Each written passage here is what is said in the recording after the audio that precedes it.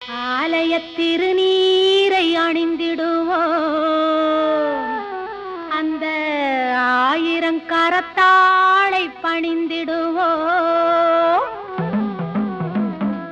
ஆலய திருநீரை அணிந்திடுவோம்,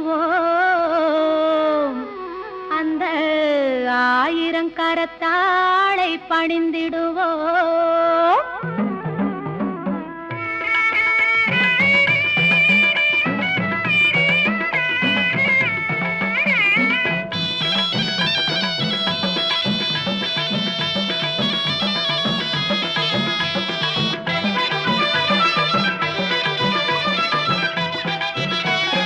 மஞ்சனத்தை பூசி வரும்